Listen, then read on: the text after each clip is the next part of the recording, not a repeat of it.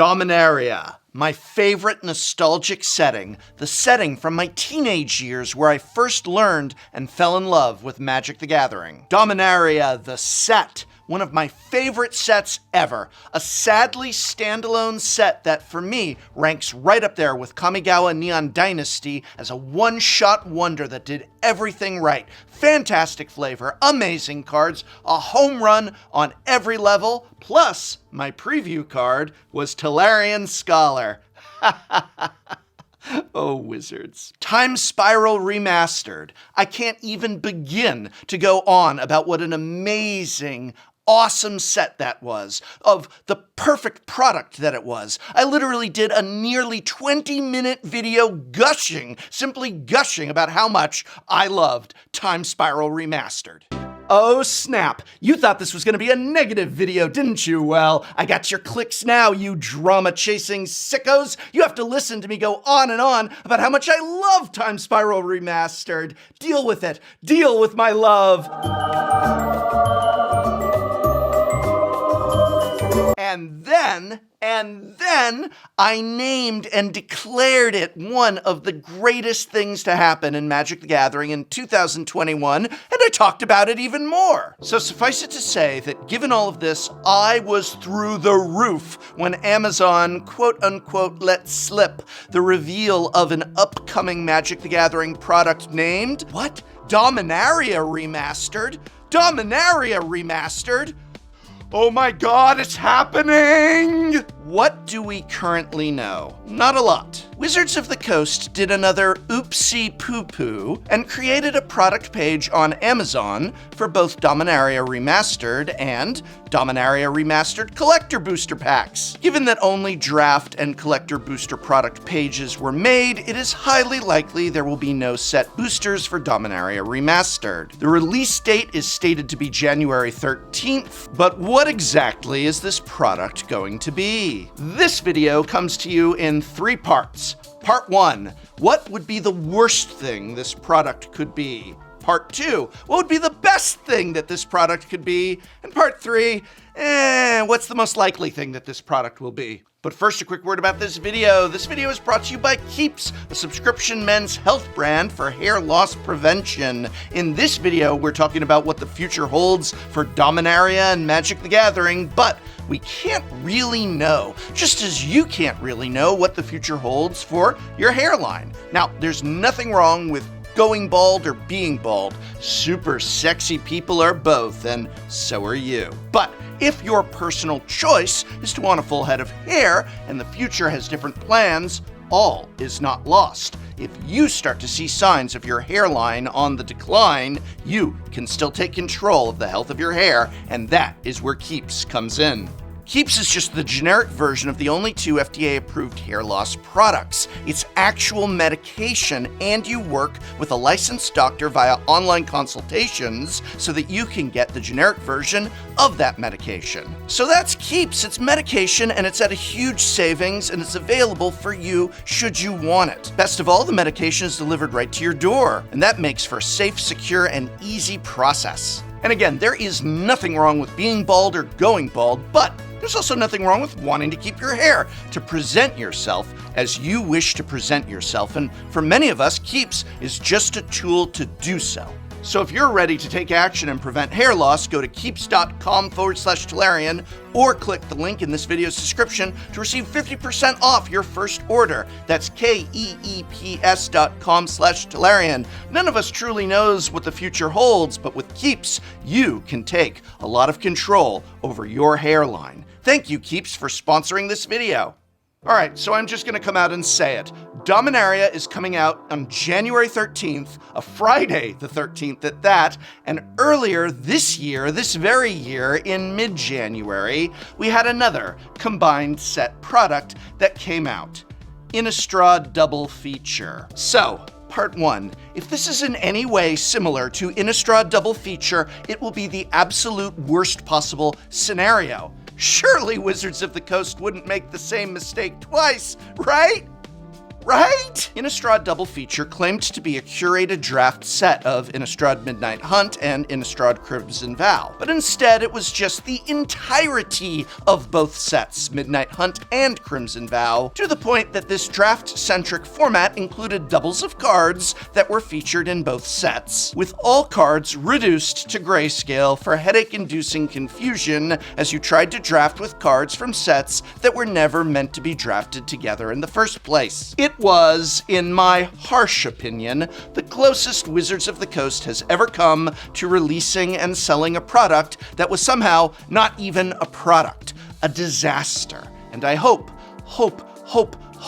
that Dominaria Remastered is absolutely, positively nothing like this. So my worry here is that unlike Time Spiral Remastered, named for the Time Spiral block, there never really was a Dominaria block. But there are two sets named Dominaria, the original Dominaria from several years back, and the soon-to-be-released Dominaria United. Wizards of the Coast may take the two sets of Dominaria and Dominaria United, or worse, Dominaria United and the false set of Brothers War, and pull a double feature by just making one gigantic, shambling set. Hey, maybe this time instead of grayscale, they'll crank up the saturation and boast that these cards feature special rainbow sparkle ultra art and call it a day. And don't you dare say they would never do this, because they did do this.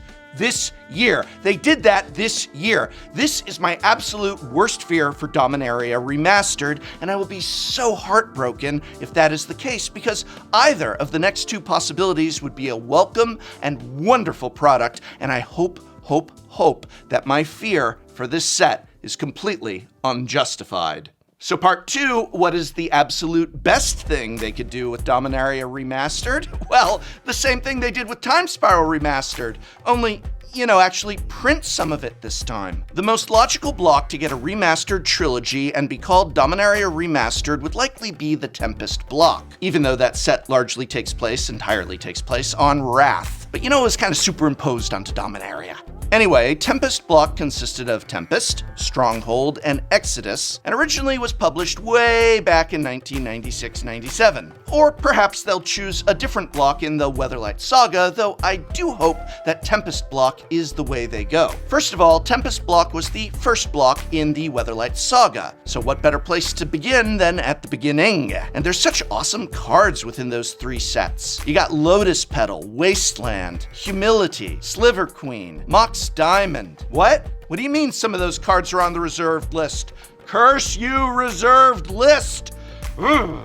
Well, maybe those cards won't be reprinted in the set, but perhaps we'll get some of that full art card treatment, where it's an art card with just the art over the whole card, and instead of on plastic, it's on like a cardboard Magic-like card, and it's not for tournament play, it's not violating the reserve list, it just happens that maybe you've got that full art Mox or Sliver Queen, and with your friends casually, you could use it instead of the real thing.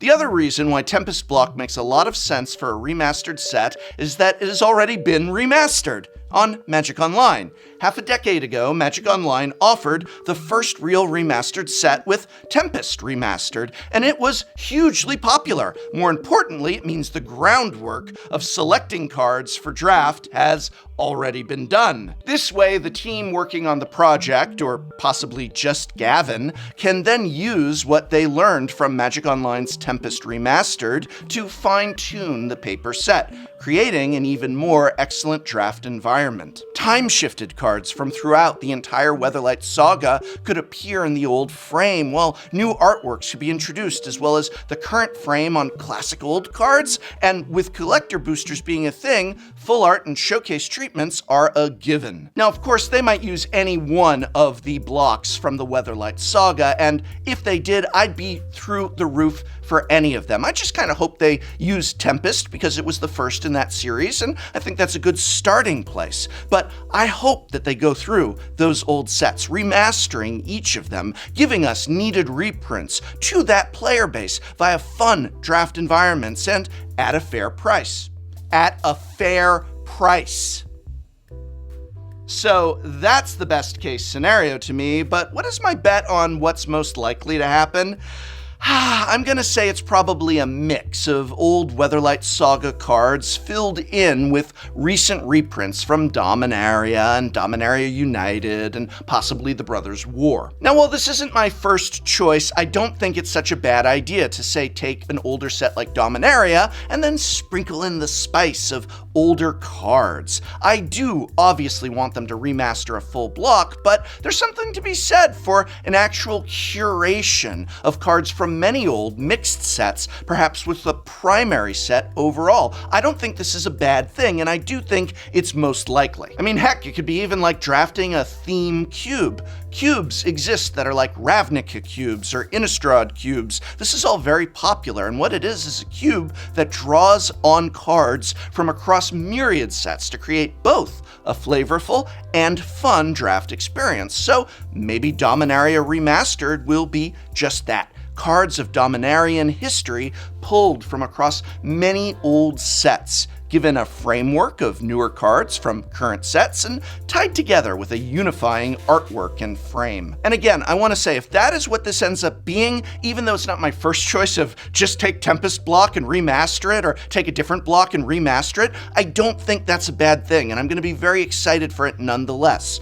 I do hope we go through the idea of remastered sets truly being blocks remastered into a single draft experience, as it opens up so many possibilities. I mean, imagine Ilara remastered, Scars of Mirrodin remastered, original Ravnica remastered, but I do feel that if this other idea of more like a theme cube is what we get, that's great too. Just so long as this set isn't some double feature shenanigans, I think it's going to be exciting either way, but that's just my thoughts on this. Now I want to hear from you. What are you hoping to see Dominaria Remastered be? What do you make of those collector boosters but not set boosters being listed alongside it? What is your best case scenario? What do you think is most likely, and what do you think is the worst possible outcome? Let me know in the comments below. And hey, thanks once again to Keeps for sponsoring this video. If you're ready to take action and prevent hair loss, go to keeps.com/Tolarian or click the link in this video's description to receive 50% off your first order. That's keeps.com/Tolarian. Thank you, Keeps.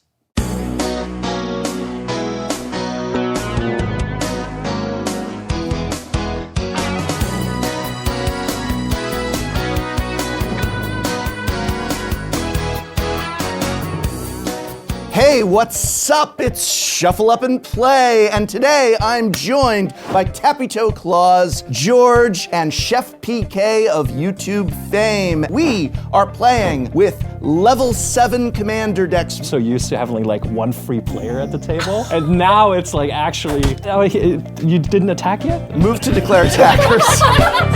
What kind of tribal deck is this? It's great, trust me. Thanks, red player who can read. Don't do it!